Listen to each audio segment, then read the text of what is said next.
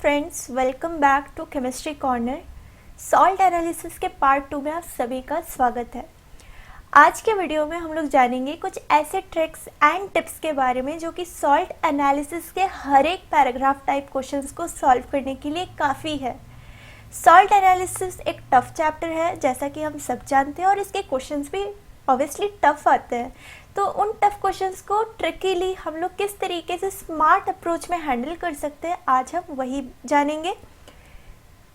आज हम कैची लाइंस की मदद से सॉल्ट एनालिसिस को बहुत ही आसान तरीके से पढ़ने की कोशिश करेंगे। तो चलिए शुरू करते हैं।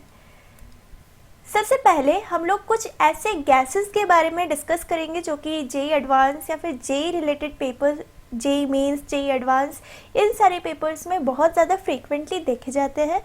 और ऐसे कौन कौन से वो आइडेंटिफिकेशन वाले लाइंस हैं जिनको हम लोग कैची लाइंस भी बोलते हैं, जिनके मदद से हम लोग गैसेस की कौन सी है, कैसी है, ये सारी चीज़ें पता कर सकते हैं। ठीक है, गैसेस के साथ साथ हम आज थोड़ा बहुत जो कंपाउंड आता है जेई सेक्शन में, उसको भी हम लोग डील करेंगे।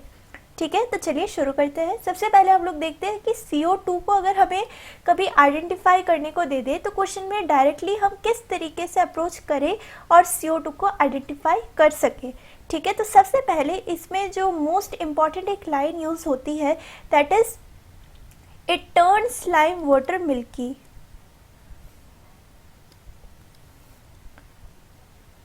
It turns lime water milky, ये बहुत ही फेमस लाइन है और ये हम बहुत ही अर्ली क्लासेस से पढ़ते आ रहे हैं। लेकिन जब हम जेई का थोड़ा बहुत पढ़ रहे हैं तो हमको कुछ ना कुछ इसके साथ एक्स्ट्रा चीज़ें भी पता होनी चाहिए। तो एक यहाँ पे एक्स्ट्रा पॉइंट है जो कि हमको पता होना चाहिए, दैट इज़ कि ये नेचर ऑफ मिल्कीनेस कैसी है। ठीक है, हमको पता होना चाहिए कि CO2 के केस में जो मिल्कीनेस आती है वो कैसी होती है, टेम्पोरेरी मिल्कीनेस होती है। कैसी मिल्कीनेस होती है? टेम्पोरेरी मिल्कीनेस होती है। ये टेम्पोरेरी मिल्कीनेस और परमानेंट मिल्कीनेस वाला एक कॉन्सेप्ट आता है, और ये हम क्यों पढ़े आपको थोड़ी देर में पता चल जाएगा। ठीक है, सेकेंड जो गैस के बारे में हम लोग डिस्कस कर रहे हैं, that is SO2 gas.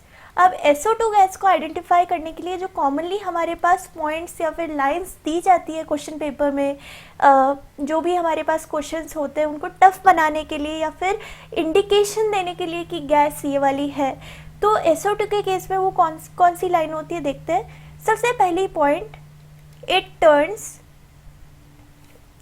Lime water milky. अब बहुत सारे बच्चों को ये वाली लाइन नहीं पता होती कि SO2 भी लाइम वाटर को मिल्की बना सकता है। अब आप कहेंगे कि फिर हम SO2 और CO2 को किस तरीके से डिफ्रेंशिएट करें, तो डिफ्रेंशिएशन के लिए ये वाली पॉइंट अगेन इम्पॉर्टेंट है कि यहाँ पे जो मिल्कीनेस की नेचर है, the nature of milkiness is permanent milkiness. ठीक है, पहले कैसी मिल्कीनेस आ रही थी, CO2 के केस में आ रही थी टेम्पोरेरी मिल्कीनेस, SO2 के केस में आती है परमानेंट मिल्कीनेस। तो कोई भी क्वेश्चन में अगर हमको लाइम वाटर मिल्की वाली बात दे दे तो मोस्टली हमारे दिमाग में CO2 आता है, लेकिन ये भी याद रखना कि SO2 भी हो सकता है, प्रोवाइडेड कि आपको नेचर ऑफ मिल्कीनेस टेम्पोररी दिया हो तो हम बोलेंगे कि CO2 है, और अगर हमको nature of milkiness permanent milkiness दिया हो तो हम बताएंगे कि ये गैस SO2 है। सिर्फ अगर हमको it turns lime water milky देके छोड़ दिया जाए तो हम ये नहीं बता सकते 100% श्योरिटी के साथ कि CO2 गैस यूज़ हुआ था उस क्वेश्चन में या फिर SO2 गैस यूज़ हुआ था। ठीक है, तो बी केयरफुल अबाउट दिस। ये कुछ ट्रिकी पॉइंट्स होते हैं, इसलिए यहाँ पे गलतियाँ हो जाती है।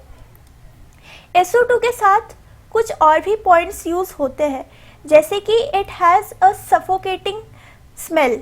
सफोकेटिंग स्मेल होता है, या फिर बहुत सारी जगह पे इसको पंजेंट स्मेल से भी डिनोट किया जाता है।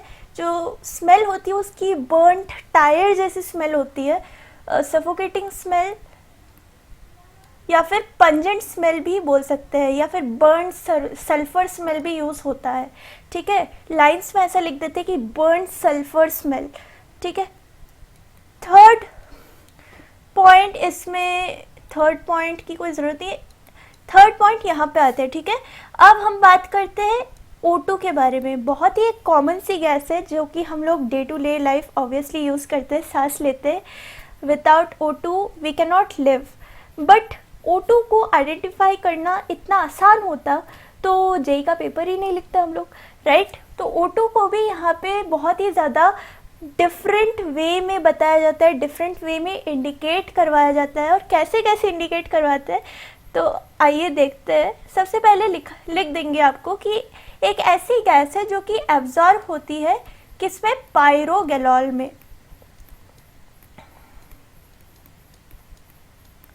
ठीक है, एक ऐसी गैस जो कि पायरोगैलॉल में एब्जॉर्ब हो जाए, वो गैस क्या है, O2 गैस है.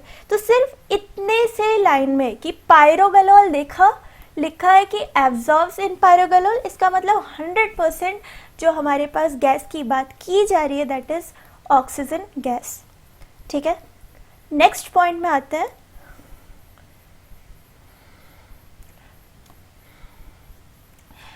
नेक्स्ट पॉइंट में हम लोग बात करते हैं ओजोन की. ठीक है, ये कैसा कलर का होता है, इसका कलर होता है ब्लूइश कलर का होता है. ठीक है, या फिर बहुत सारे लोग इसको वायलेट कलर का भी कहते हैं. ब्लूइश टोन का ही एक कलर होता है. ठीक है, और इसमें जो कैची लाइंस होती है, सबसे पहली कैची लाइन और मोस्ट इम्पॉर्टेंट कैची लाइन है, it gets absorbed in turpentine oil. कौन सा ऑयल, टर्पेंटाइन ऑयल. ठीक है, बस आपको ऑक्सीजन के केस में पायरोगैलॉल याद रखना है और ओजोन के केस में टर्पेंटाइन ऑयल याद रखना है. ठीक है, यहाँ पे ये चीज़ इम्पॉर्टेंट है. सेकेंड, जो O3 के केस में हम लोगों को पॉइंट्स दी जाती है, इंडिकेशन दी जाती है, ये कहाँ आपको मिलेगी, जो मैं ये सारी लाइंस बता रही हूँ आपको, ये आपको क्वेश्चंस में मिलेंगी. आपको बता देगा कि एक ऐसा गैस है और ये सारी चीज़ें उसके डिस्क्रिप्शन में लिखी होगी और उस डिस्क्रिप्शन को पढ़ के आपको पता करना पड़ेगा कि आखिर वो किस चीज़ की हमको इतने देर से इंफॉर्मेशन दे रहे थे. और नीचे MCQs में आपको ऑप्शंस दे देंगे 4 और उसमें से आपको टिक करना पड़ेगा कि आखिरकार जो हमारे पास इतनी सारी डिस्क्रिप्शंस थी वो किसके लिए दी गई थी. ठीक है, तो ये सारी चीज़ें, जैसे मान लो मुझे बोल दिया गया कि एक गैस है जो कि टर्पेंटाइन ऑयल में एब्जॉर्ब होती है और मुझे ऑप्शन दे दिया O2, O3, SO2, NH3, तो मुझे ये पहले से पता होना चाहिए कि O3 ही है जो कि टर्पेंटाइन ऑयल में एब्जॉर्ब होता है, पायरोगैलॉल में एब्जॉर्ब होता है, O2 एब्जॉर्ब होता है. इसी तरीके से आपको ये सारी चीज़ें एकदम टिप्स में होनी चाहिए ताकि आप बहुत ही आसानी से सॉल्ट एनालिसिस के टफ क्वेश्चंस को हैंडल कर सको. इसके बाद एब्जॉर्ब्स इन टर्पेंटाइन ऑयल, इसका पहला पॉइंट है. सेकेंड, एक लाइन यहाँ पे यूज़ होती है that is telling of mercury. अब बहुत सारे बच्चों को ये टेलिंग ऑफ मरकरी वाली जो पॉइंट है ये समझ नहीं आती. टेलिंग ऑफ मरकरी का मतलब होता है मेनिस्कस से एक रिलेशन होता है यहाँ का. हम लोग देखते हैं ना कि जब हम लोग लैब में जाते हैं, हम लोग कुछ ना कुछ जब यहाँ पे पोर करते हैं कुछ सोल्यूशन, हम लोग जब ध्यान से देखें तो ऐसे उभरा हुआ कुछ एक कॉनकेव साइड होता है कभी कभी और एक कभी कभी कॉन्वेक्स साइड भी होता है. ये सब हम लोग लैब में ऑब्जर्व करते हैं. ठीक है, तो यहाँ पे क्या होता है, टेलिंग ऑफ मरकरी के केस में Hg यानी कि मरकरी का जो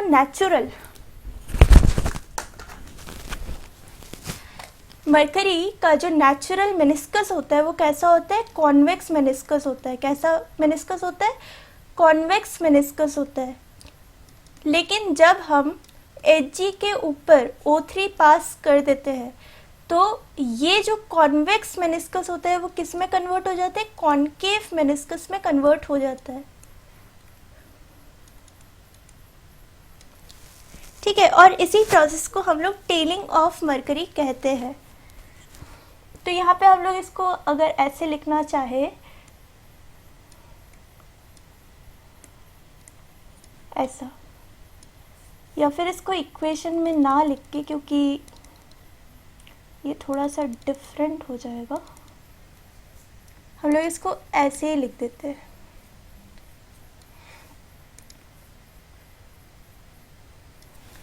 ठीक है, थर्ड पॉइंट जो होता है, वाटर प्योरिफिकेशन में भी O3 का यूज़ होता है। वाटर प्योरिफिकेशन में भी हम लोग ओजोन का हेल्प लेते हैं। अगर क्वेश्चन में कहीं वाटर प्योरिफिकेशन वाली बात आती है तो आप वहाँ से भी हिंट ले सकते हैं कि मे बी ये O3 ही है, क्योंकि क्वेश्चन पढ़ के आपको हर एक जगह से पिक करने की ज़रूरत पड़ती है कि अच्छा ये सिचुएशन है, शायद ये हो, शायद ये हो। तो ये भी आपके दिमाग में आना चाहिए वाटर प्योरिफिकेशन सुनते हुए कि गैस O3 भी हो सकती है।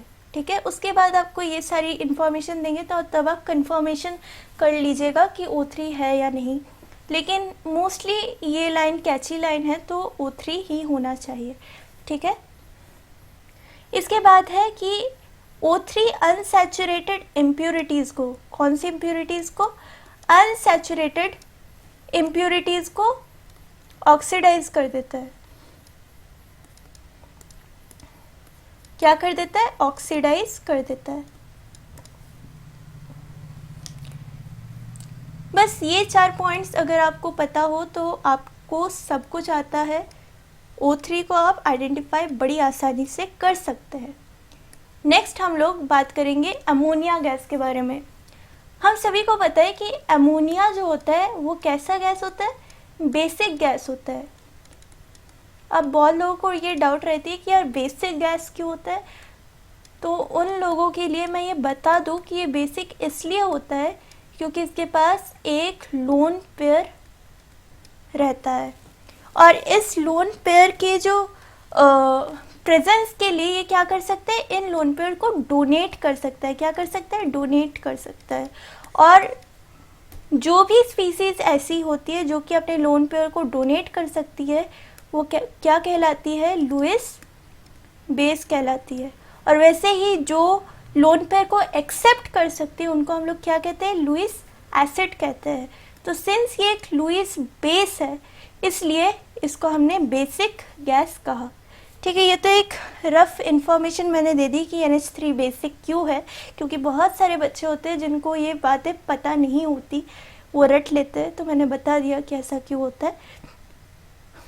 अब मैंने क्या बताया कि ये एक बेसिक गैस है। इसका मतलब ये है कि अगर हमने एक रेड लिटमस पेपर लिया और उससे हमने NH3 को पास कराया तो क्या होगा? हमारे पास जो रेड लिटमस है अब किस कलर में कन्वर्ट हो जाएगी? ब्लू कलर में कन्वर्ट हो जाएगी। यानी कि हम कह सकते हैं कि it turns red litmus blue. ठीक है, तो ये हमारा हो गया पहला लाइन, पहला कैची लाइन कि NH3 because it is a basic gas can turn red litmus blue. Second point है कि it is highly water soluble. It is highly water soluble.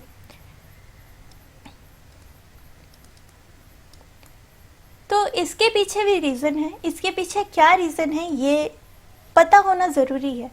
क्यों पता होना ज़रूरी है? बिकॉज हम लोग एक 12th लेवल में पढ़ाई कर रहे हैं तो हमको इतना एटलीस्ट आना चाहिए, राइट? तो मैं इसको थोड़ा डायग्रामेटिकली बता देती हूँ, इक्वेशन ना लिख के। NH3, ठीक है, और यहाँ पे क्या है? H2O। अब इसका यहाँ पे एक हाइड्रोजन बॉन्डिंग जा रहा है, यहाँ पे हाइड्रोजन बॉन्डिंग जा रही है। ठीक है, इस तरीके से क्या हो रहा है? हाइड्रोजन बॉन्डिंग यहाँ पे प्रेजेंट है, और इसी हाइड्रोजन बॉन्डिंग से बहुत ज़्यादा अट्रैक्शन फोर्सेस यहाँ पे आपको देखने को मिल सकते हैं। इन अट्रैक्शन फोर्सेस के कारण जो सिस्टम की एनर्जी है वो बहुत ज़्यादा डाउन हो जाती है, यानी कि एनर्जी जो है सिस्टम की बहुत ज़्यादा ड्रॉप हो जाती है। और हमको पता होता है कि जहाँ पे भी एनर्जी कम होती है वहाँ पे स्टेबिलिटी जो होती है that is very very high. Stability क्या होती है? बहुत बढ़ जाती है। और इसी प्रोसेस के कारण यहाँ पे ये वाटर सोल्यूबिलिटी वाली एक बात यहाँ पे आती है, और इसी वाटर सोल्यूबिलिटी के कारण क्या होता है कि बहुत ज़्यादा एक्सटेंसिव वाटर सोल्यूबल, या फिर हम कहते हैं कि NH3 is extensively soluble in water, ये वाला वर्ड भी यूज़ किया जाता है। ठीक है,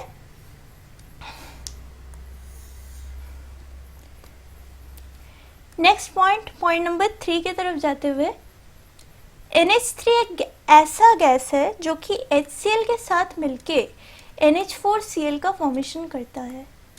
किसका फॉर्मेशन करता है? NH4Cl का फॉर्मेशन करता है।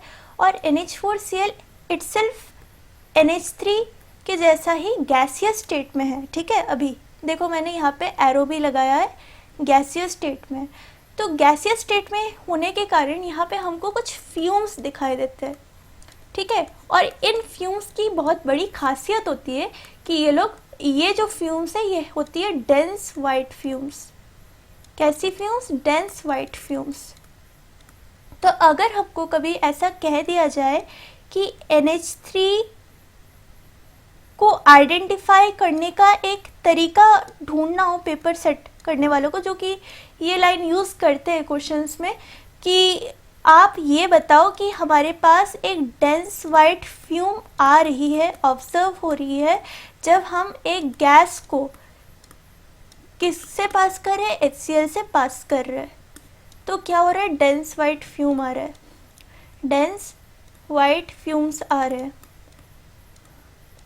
तो इधर से हम लोग डायरेक्ट ये पता कर सकते हैं कि हाँ, गैस कौन सी है? NH3 है।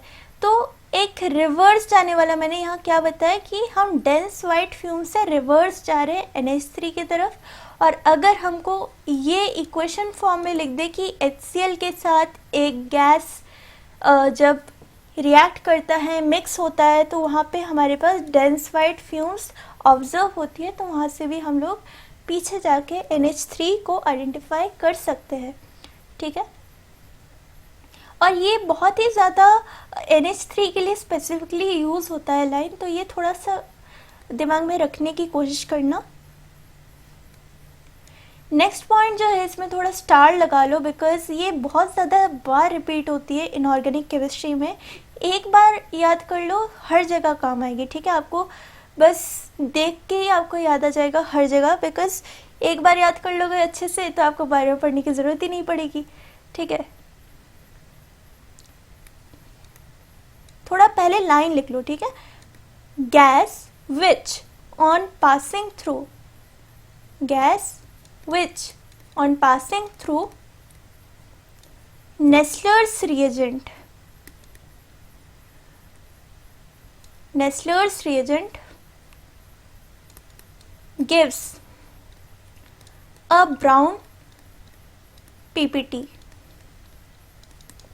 और ये ब्राउन PPT किसकी होती है? Iodide of Millon's base, iodide of मिलियॉन्स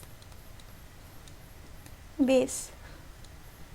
ठीक है, इसका रिएक्शन थोड़ा इम्पॉर्टेंट है, इसको याद रखें। K2HgI4 जो कि नेस्लर्स रिएजेंट है, इसके ऊपर जब हम NH3 पास कर देते हैं तो हमारे पास यहाँ पे क्या बनता है? NH2HgOHgI। ठीक है, और ये जो हमारे पास आया इसको हम लोग क्या कहते हैं? Iodide of Millon's base, iodide of Millon's base. आपने एक चीज़ नोटिस किया, मैंने यहाँ पे हर एक चीज़ को जब जब बोला मैंने यहाँ पे लिखा। मैंने इसलिए लिखा क्योंकि ये इनऑर्गेनिक केमिस्ट्री है, और आप जब जब इनऑर्गेनिक केमिस्ट्री पढ़ोगे, अगर आप नहीं लिखोगे आप भूल जाओगे। तो आप भी ट्राई करना कि जब आप पढ़ो या फिर जब आप नोट्स खोल के देखो तो आप लिखने की कोशिश करना, क्योंकि इनऑर्गेनिक केमिस्ट्री में कुछ ज़्यादा ही रिएक्शंस है और इतने सारे रिएक्शंस आपको याद नहीं हो सकती। तो ऐसा होता है कि जब आप लिखने जाते हो आपको याद आ जाती है, तो वो चीज़ होती है जब आप बहुत ज़्यादा प्रैक्टिस करो लिख लिख के। तो ट्राई करना कि आप हर एक चीज़ जो भी आप पढ़ो, जब भी आप रिवाइज करो, उनको लिखो। ठीक है, नेक्स्ट पॉइंट में अब चलते हैं। नेक्स्ट पॉइंट पॉइंट नंबर मैं देख लेती हूँ कौन सा पॉइंट मैंने लिखा।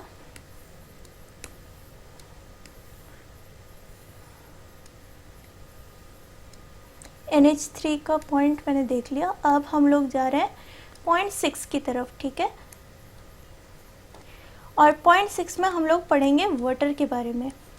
अब वाटर भी बहुत ही कॉमन सी चीज़ होती है जो कि हम लोग हर एक दिन यूज़ करते हैं, लेकिन अगेन मैं यही कहूँगी कि पेपर सेट जब करते हैं तो टफ बनाने का जब अप्रोच होता है तो पानी जैसे कॉमन सी चीज़ों को भी बहुत टफ बढ़ा चढ़ा के कुछ ऐसे पॉइंट्स हमको बताए जाते हैं जिनसे कि हम लोगों को आइडेंटिफाई करने में थोड़ी बहुत मुश्किलें हों, तो उन पॉइंट्स को अगर हम पहले से जान जाए तो बहुत बढ़िया रहता है। तो देखते हैं कि वो कौन कौन से पॉइंट्स हैं जिनसे कि हम वाटर तक आसानी से पहुंच सकते हैं, इंडिकेटिव लाइंस जिनसे हम वाटर को आइडेंटिफाई कर सकते हैं। तो पहली लाइन है कि वाटर है कंडेंस होने वाली एक चीज़, ठीक है, वाटर कंडेंस हो सकती है। तो कंडेंस वाला अगर शब्द वहाँ पे हो तो आप वहाँ से जा सकते हो, एक आइडिया ले सकते हो। सेकंड एक लाइन है जो कि 100% ये बताता है कि अरे ये वाटर ही है। तो अगर आपको बता दिया जाए कि एनहाइड्रस CuSO4 से जब आपने वाटर को पास किया तो यहाँ पे ब्लू कलर का क्रिस्टल्स आपके पास आ गए, यानी कि ब्लू CuSO4 का फॉर्मेशन हो गया। तो ये लाइन से, ये इक्वेशन से आप बहुत ही आसानी से ये आइडेंटिफाई कर सकते हो कि ऐसा सिर्फ और सिर्फ वाटर के साथ ही होता है। इसको हम लोग लाइंस में, इसको हम लोग वर्ड्स में कैसे लिखते हैं देखते हैं, ठीक है। On passing the gas through the white crystals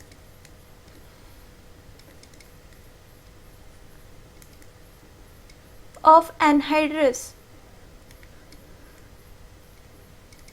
CuSO4, it turns, या फिर इट में थोड़ा सा कंफ्यूजन हो सकता है, ब्लू coloration is observed,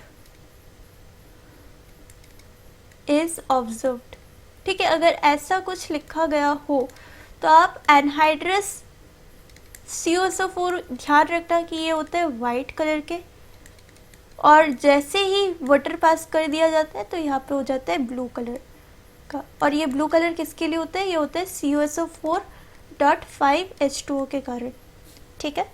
जब हम पानी से पास करते हैं तो ये यहाँ पे 5H2O वाटर ऑफ क्रिस्टलाइजेशन जैसे यहाँ पे जुड़ जाते हैं, जिसके कारण यहाँ पे ब्लू कलर का एक हमारे पास ऑब्जर्वेशन होता है, ठीक है। थर्ड जो पॉइंट वाटर के केस में हम लोग बोल सकते हैं या फिर क्वेश्चन में हमको दिख सकता है वो है कि डेंसिटी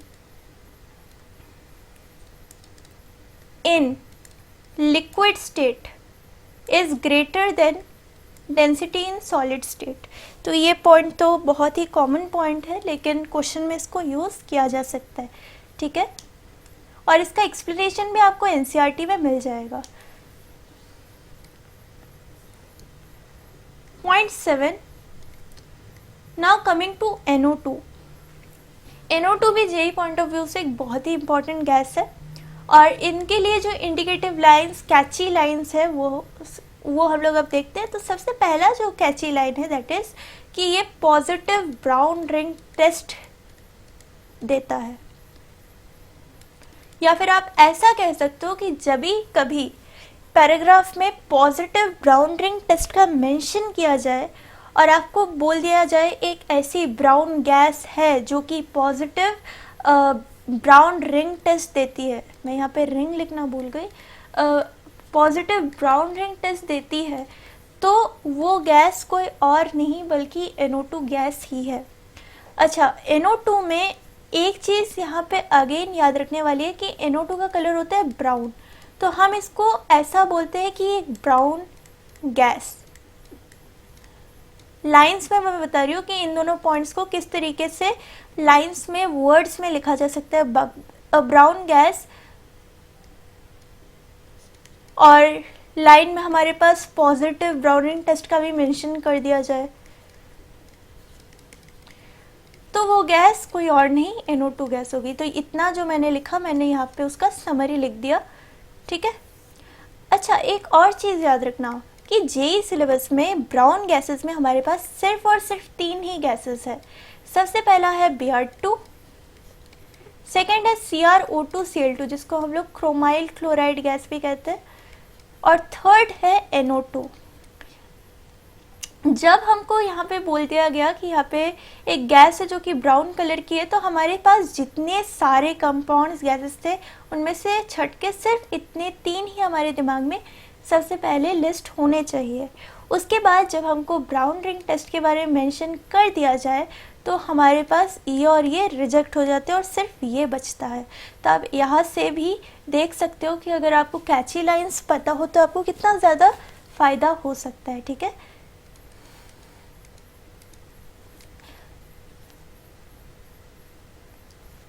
इसके साथ एक थर्ड पॉइंट भी लिखे। थर्ड पॉइंट है brown gas turns starch iodide paper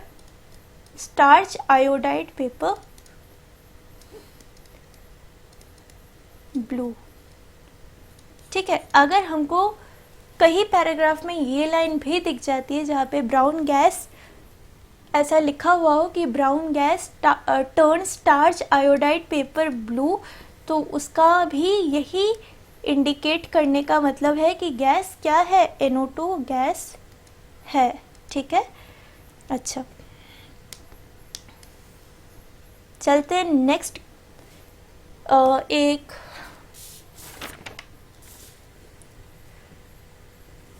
हाँ, तो देखिए यहाँ पे जो 8th पॉइंट है, दैट इज़ अगर हमारे पास किसी ने बोल दिया कि यहाँ पे रॉटन एग स्मेल की एक गैस है, गैस विथ रॉटन एग स्मेल, तो उसका मतलब होगा कि हो ना हो गैस कौन सी है, H2S गैस है। अच्छा, H2S गैस जब हमको क्वेश्चन में दिया जाता है तो एक बहुत बड़ी प्रोबेबिलिटी होती है कि H2- रेडिकल को लेकर कहीं ना कहीं बात चल रही हो।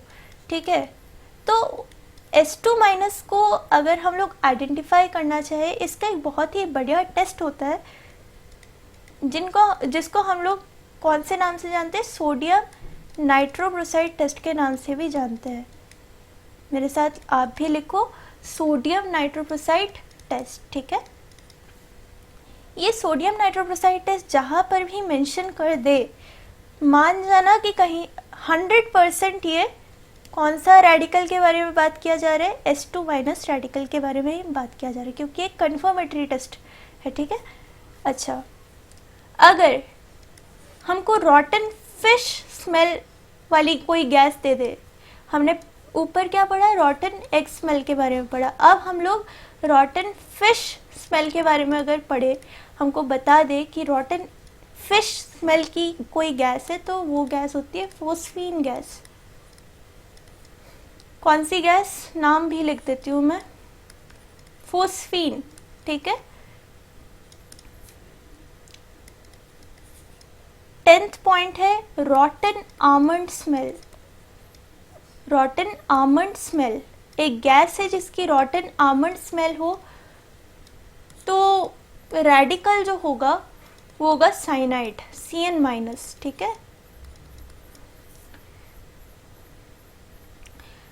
अगर हमको बता दिया जाए कि विनेगर लाइक स्मेल है, कैसी स्मेल है, विनेगर लाइक स्मेल है, तो यहाँ पे जो रेडिकल होगा वो कौन सा रेडिकल होगा, एसीटेट। ठीक है, कौन सा रेडिकल होगा, एसीटेट।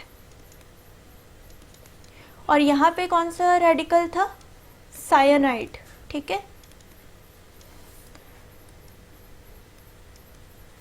अगर मुझे कभी एक ये लाइन बता दे, ये हमारा इस वीडियो का लास्ट पॉइंट होगा क्योंकि वीडियो बहुत लेंदी बन रही है, इट्स अराउंड 30 मिनट्स। तो इसके बाद जितने भी कैची लाइन्स होंगे हम लोग नेक्स्ट वीडियो में कवर करेंगे। और जो 12th पॉइंट है वो बहुत ही इंपॉर्टेंट है, तो इसको थोड़ा ध्यान से देखना। ठीक है, अगर हमको पैराग्राफ में बता दिया जाए कि एक रेडिश ब्राउन गैस है, एक रेडिश ब्राउन गैस है, और मैं पहले ही आपको बता देती हूँ कि ये गैस है CrO2Cl2, तो हम लोग डिस्क्रिप्शन किसका पढ़ रहे हैं, हम लोग CrO2Cl2 का डिस्क्रिप्शन पढ़ रहे हैं। ठीक है, एक रेडिश ब्राउन गैस है जो कि ये सारी रिएक्शन शो करे, और हमको क्वेश्चन में कहीं ना कहीं से ये सारी रिएक्शंस को दिखाने की कोशिश की जाए, जैसे कि NaCl के साथ K2Cr2O7 और इसका कलर क्या होता है, ऑरेंज कलर का होता है ये, ठीक है। साथ अगर हम लोग कॉन्क H2SO4 को यूज़ करें तो हमारे पास कौन सी गैस आती है, CrO2Cl2 गैस आती है, यानी कि CrO2Cl2 गैस को बनाने का ये तरीका है, ठीक है। इसके साथ साथ अगर हमको कुछ और रिएक्शंस भी दिखाने की कोशिश की जाए पैराग्राफ में, जैसे कि CrO2Cl2 प्लस NaOH, यानी कि हमने एक स्ट्रॉन्ग बेस ले लिया, तो इन दोनों के रिएक्शन से क्या बनता है, Na2CrO4 बनता है। नोट कि ये Na2CrO4 कोई प्रेसिपिटेट नहीं है, this is a yellow solution, ठीक है, येलो सोल्यूशन है। अगर इस येलो सोल्यूशन को यानी कि Na2CrO4 को हम लोग Pb के कोई भी 2+ सॉल्ट से पास करें, जैसे कि फॉर एग्जाम्पल मैं यहाँ पे एक एग्जाम्पल लेके आपको बताती हूँ, PbCH3COO का होल ट्वाइस, तो हमारे पास क्या बन सकता है, CH3COONA प्लस PbCrO4।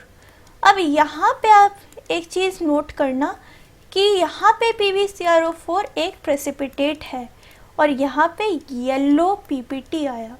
तो अगर मेरा ये रिएक्शन लिखने का एक मोटो था आपको कुछ बताना, क्या बताना कि अगर क्वेश्चन में रेडिश ब्राउन गैस कहीं पे मेंशन हो और उसके साथ साथ येलो सोल्यूशन और येलो प्रेसिपिटेट का भी मेंशन किया जाए, तो जैसा कि मैंने कहा था कि ब्राउन गैस में हमारे पास कौन कौन से गैसेस हैं, NO2, CrO2Cl2 और Br2, तो आपका ये और ये रिजेक्ट हो जाता है और यही सिर्फ बचता है। तो आप येलो सोल्यूशन और येलो प्रेसिपिटेट वाली लाइन से ही और रेडिश ब्राउन गैस से ये तीनों के जो कंक्लूजन में आप आ जाते हो, इसी से आप डायरेक्टली अपने रिजल्ट तक पहुंच सकते हो कि गैस जो है वो CrO2Cl2 क्रोमाइल क्लोराइड गैस ही है, ठीक है। और मोस्टली ये मैंने ऑब्जर्व किया है कि रेडिश ब्राउन जहाँ पे मेंशन हो जाए, सिर्फ ब्राउन मेंशन हो तो अलग बात है, आप ये 3 देख सकते हो, लेकिन अगर रेडिश ब्राउन गैस मेंशन हो जाए तो मोस्टली वो CrO2Cl2 के तरफ ही इशारा करता है, ठीक है। आई होप कि आप लोगों को इतना समझ आ गया होगा। 13th पॉइंट से हम लोग फर्दर नेक्स्ट क्लास में कंटिन्यू करेंगे, तब तक आप इतने पॉइंट्स को अपने दिमाग में अच्छे से सेट कर ले, क्योंकि अगर आपको इतना पता हो तो आप सॉल्ट एनालिसिस के पैराग्राफ टाइप क्वेश्चंस जो कि बहुत ही डरावने होते हैं उनको बड़ी आसानी से कर सकते हो। तो अगर आपको ये वीडियो पसंद आए तो मुझे सपोर्ट करना, चैनल को सब्सक्राइब कर देना और लाइक कर देना, शेयर कर देना, ठीक है। तो मिलते हैं अगले वीडियो में, तब तक कीप रिवाइजिंग, बाय बाय।